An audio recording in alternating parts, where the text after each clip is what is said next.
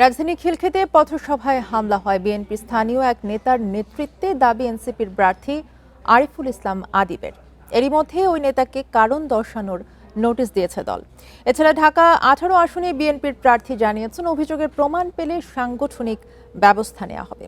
ওই হামলায় আদিব সহ বেশ কয়েকজন আহত হন।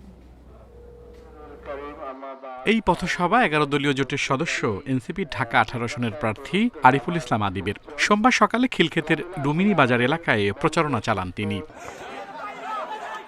হঠাৎই এ সবাই হামলা হয়। আদিব সহ আরও কয়েকজনকে মারধর করা হয়। প্রার্থীর অভিযোগ, বিএনপির স্থানীয় নেতা দিদার আহমেদ মোল্লা এই হামলায় নেতৃত্ব দেন। এতে অন্তত 12 জন আহত হয়েছেন বলে দাবি করেন আদিব। জনাব দিদার মোল্লা তিনি অতর্কিতভাবে হামলা করেন তার সন্ত্রাসী বাহিনী নিয়ে, এবং সেই হামলায় নূরপাড়া মাদ্রাসার যে প্রিন্সিপাল ছিলেন বরকতুল্লাহ স্যার, তিনি নিজে আহত হন। হামলার ঘটনায় অভিযুক্ত দিদার মোল্লাকে 24 ঘন্টার মধ্যে কারণ দর্শানোর নোটিশ দিয়েছে ঢাকা মহানগর উত্তর বিএনপি।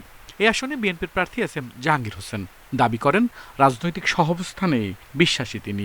যার বিরুদ্ধে কমপ্লেন করেছে, আমি মহানগরীর কনভেনার আমিনুল হক এবং সদস্য সচিব মোস্তফা জামানের সাথে আলোচনা করে ইতিমধ্যে তাকে শোকজ করা হয়েছে। আমরা একটা তদন্ত কমিটি করেছি। যদি তদন্তে দেখি যে অ্যাকচুয়ালি সে দোষী, তাহলে তার বিরুদ্ধে অবশ্যই সাংগঠনিক ব্যবস্থা নেওয়া হবে। উত্তরা, তুরাগ, খিলক্ষেত, উত্তরখান ও দক্ষিণখান নিয়ে ঢাকা 18 আসন, ভোটার প্রায় 5,90,000। এখানে নাগরিক ঐক্যের মাহমুদুর রহমান মান্না সহ প্রার্থী 10 জন। আল আমিন হোসেন, ইন্ডিপেন্ডেন্ট নিউজ, ঢাকা।